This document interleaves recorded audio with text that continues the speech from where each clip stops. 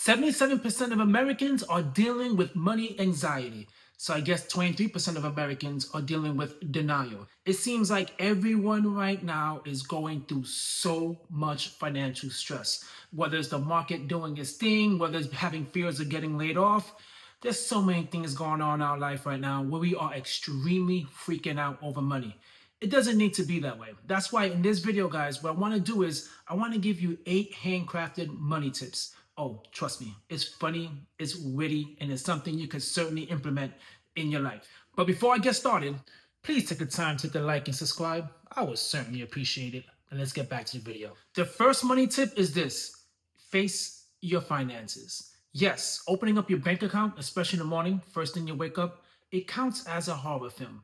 I know it's really hard and you don't want to see that account because it's freaking you out, but you have to. You can't neglect it because once you actually take a look at your account, you're taking control of the situation. And let's be honest, most of us, we do not want to look at it. We want to act like it doesn't exist. The only time we pay attention to it is when we're going to go out, have a good time, and start spending money. But after that, we do not want to see the damage that's happening in our account. We don't want to see all the automatic withdrawals that's coming from our account, all these charges that we made. It makes us cringe. But if you want to have control over your account, you have to look at it because it's not working. Walking around now and acting like what's going on doesn't exist, in the back of your mind, you know what's happening, and that's a huge cause for a lot of people when they have money stress. So go ahead, take a look at your account. Don't be afraid. Now, the next money tip is this: build a survival budget. Break it down, guys, to the bare minimum. Nothing but just rent, your Wi-Fi, because we all need the damn internet, utilities, simple things in your life. You want to break it down to the bare minimum.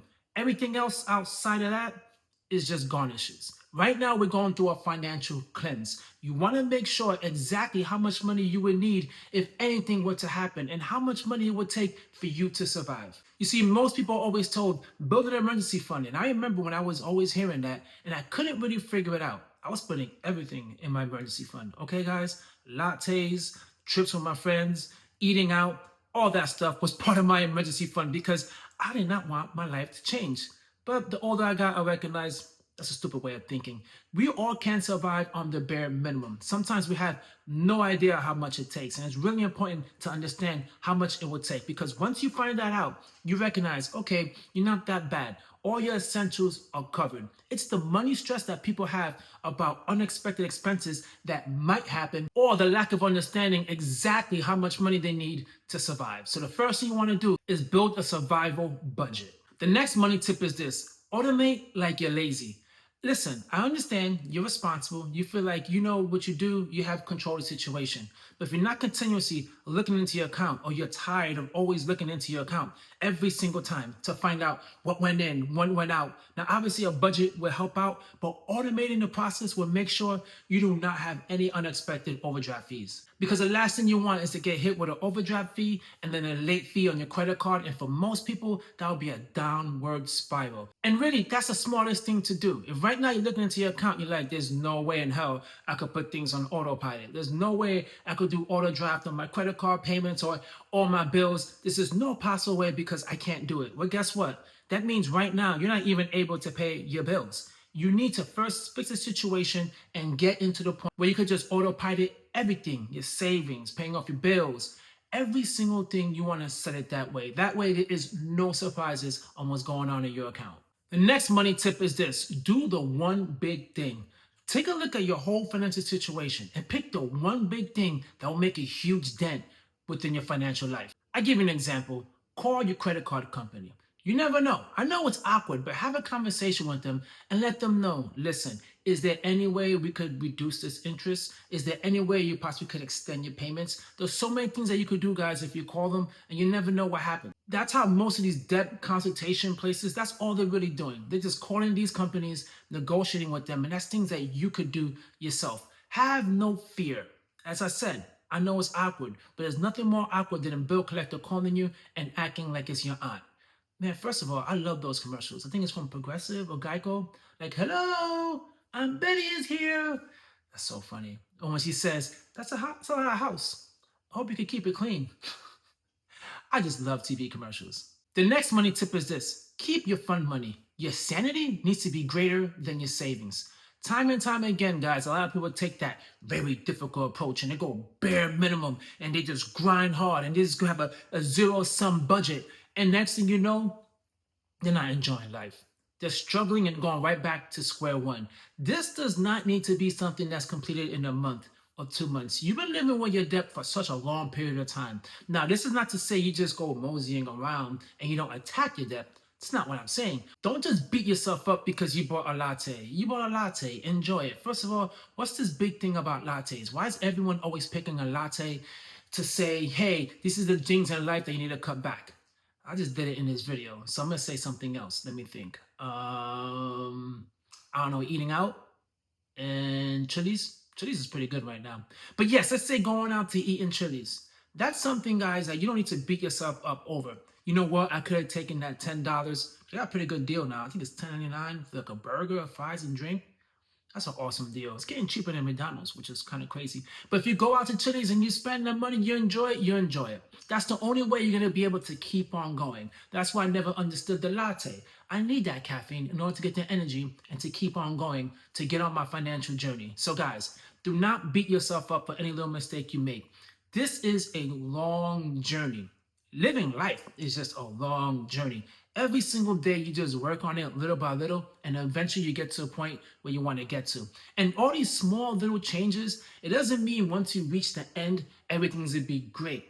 Throughout time, you start feeling a lot freer, a lot lighter. So just simply going down the path of building wealth and going down the path of just easing money stress is going to happen small and gradually. And that's all we really want to do. We want to make this as painless as possible. That always works. The next money tip is vent it out. Talk about this. Stop being so secretive and keeping it to yourself and just hoarding in all those emotions. Talk to your therapist. Talk to your friend. Talk to your cousin that's always reminding you that he has a finance degree. He knows everything about finance. Talk about it. It's a good thing, guys, to just have a conversation with someone to let it out. First of all, you will see so many people going through the same situation you're going through.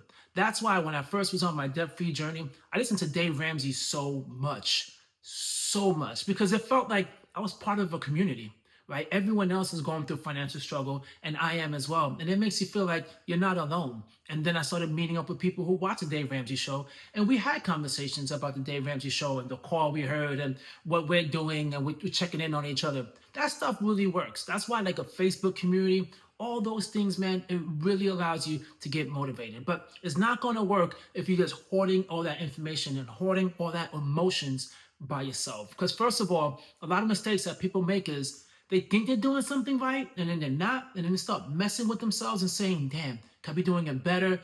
Yeah, just have a conversation with someone, because most of the times you are doing the right thing. You just need a little validation, or at least someone to just ease your worries. And that's why being able to just vent it out and have a conversation with people, it helps tremendously. The next money tip is this: break it down. No, I ain't talking about dancing. I'm talking about just break down your whole financial situation.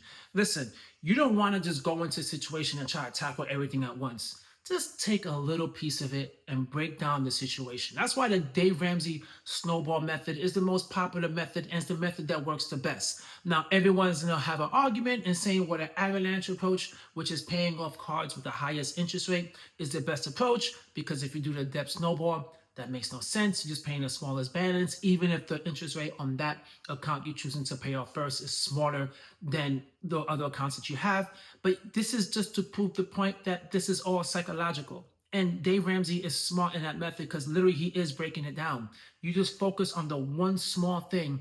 Once you're done with that, you move to the next and the next. But if you're just staring at the whole big monster, and a good example of this is the student loans. Many people don't have just one student loan for, like, say, $50,000. They have like so many tiny student loans all within one. Attack just one of them. If you're looking at the whole balance, $50,000, for example, of a student loan, you feel like you're never going to be debt free. But if you have a few student loans in there, say some is $5,000, some is $4,000, and you start paying those off, that is more realistic if you just focus on the small items rather than looking at the total picture. Because the total picture is really scary, and that's going to cause a lot of money stress if you're continuously looking at the whole balance. And for most people, they would do nothing about it, which would even add more to the money stress. And the next money tip is this: hype yourself up. Once you pay something off, just party, man. Do your thing. Dance in your living room. Do whatever it is that you want to do. Go out and buy a latte. Once again, the latte. Just hype yourself up. Like, yeah, man, good job, and pump yourself up. This is where it's good if you're in a community and let some people know, like, yes, I finally got, one of my accounts paid off, and then people can let you know, like, yeah, you're doing a good job. You need to hype yourself up. Plain and simple. This is going to be something, as I said once again, it's going to be a process and take some time. It's going to take some time, and you need some positive energy coming your way, because once you start paying stuff off and you're hyping yourself up, that's awesome. And it doesn't matter what it is, really. It could be you going into a store, and you say, I am not going to buy this thing, even though you want to. You say, I'm not going to, because I don't need it. And you leave the store, hype yourself up. You're becoming a whole new person, and you're not just getting dragged into consumerism and just buying stuff just to buy stuff. That's the reason why you're in debt now and you want to get out of debt, is making all these impulsive purchases. So yes, feel free, hype yourself up, dance in the middle of the street, do whatever the hell it is that you want to do. Who cares? Everyone else is broke, you're not. You're celebrating debt freedom, while they're celebrating being broke. So there you have it, guys. Those are the 8 money tips that I want to share with you guys, especially during this time when everyone is stressed out over money. Everything will be all right. Just take a deep breath, handle your business. It will work out. Will it work out in one day? No. Will it work out possibly in a year? No. But you will certainly be a different person from today and tomorrow if you start implementing these changes. In a year, you will make a massive amount of change. And the beautiful thing about it is, even if you're not debt free by that time, the confidence that you will have, you will start increasing your income, you start being more diligent, you will tend to be a little bit more aggressive with paying it off. It will get you to your goal a lot faster. So stop being stressed. It's not really worth it. Catch you guys on my next video. Peace.